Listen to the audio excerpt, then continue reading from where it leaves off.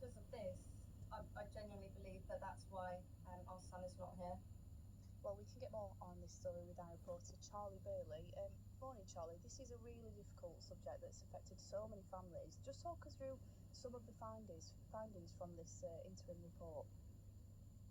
Morning, Xanthi. Yeah, I mean, it's a really difficult but important subject, this. Now, it's a government-commissioned review looking into maternity and neonatal care, focusing on 12 NHS trusts across England. Now, this report identifies 6 main issues, which include poor culture and relationships between team members, services which have depleted or stopped because of capacity pressures, care being delivered in outdated and dilapidated buildings, racism and discrimination, and a lack of accountability when things go wrong. So clearly several areas that, according to the chair of this review, need addressing. Baroness Amos has been speaking to lots of families about their experiences, a bit like Robin, who we just heard from. What sort of stories have we been hearing? Yes, she has. And let's not forget, of course, that, families are very much at the heart of this report, and many feel that their voices haven't been heard. Now, Baroness Amos has highlighted things like persistent inequalities for women from Black and Asian backgrounds and women from more deprived areas. We're hearing about discrimination against disabled women, Muslim families, refugee women, LGBT families as well. The report also highlights a lack of compassion and transparency when baby loss and harm occurs, and that can lead to mothers wrongly blaming themselves. So, yeah, clearly a range of concerns that have been raised here, Xanthi. And it's not a new issue. We've known about these sort of failures in the system for quite a while now, haven't we? We have, yeah. I mean, sadly, this is something that has been reported on for many years now.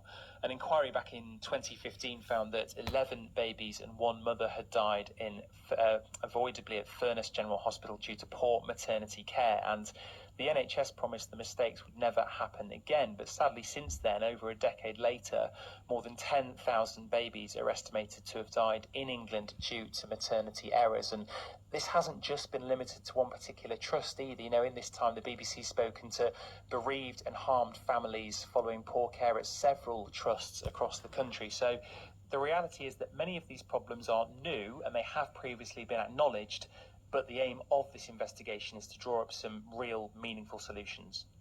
It's just hard to imagine hearing those numbers you mentioned, the reality of this, and that this is still an issue as big as it is. What have the government had to say about this?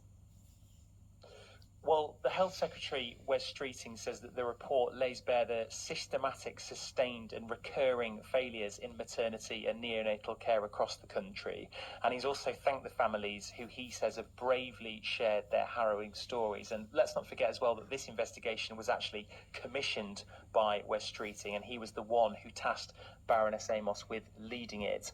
We've also heard from the Labour MP Michelle Welsh, who's been a prominent campaigner on maternity safety. She wants the Health Secretary to go a step further here and create a maternity commissioner who would be responsible for ensuring that care improves. How likely? I mean, when can we see these changes come into place? Well, Wes Streeting has promised to act on Baroness Amos's final recommendations. Of course, this is the interim report, so the final recommendations are due out in April. He's also promised that there'll be a maternity safety task force. That was supposed to have been established by now, but hasn't yet been created. But he says it will be shortly. But look, Xanthi, for the families who have already been affected by this, and for those who are going to be using maternity services in the future, they'll be hoping that meaningful change is on the horizon. Yeah, I mean, it's just like you want to think that we've got a structure in place that when we go to use maternity services, we are absolutely safe and going to be cared for. And I think young people or people having children want to feel that they've got confidence and faith in the system. Yeah, absolutely. And of course, that is very much how people want to feel when they go into to those sort of settings.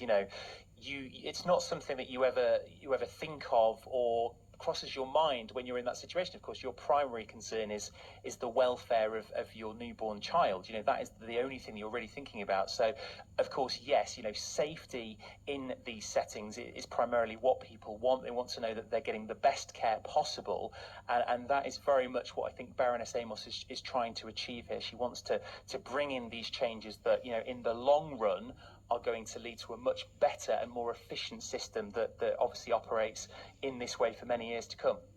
Charlie, thank you for your time this morning. Charlie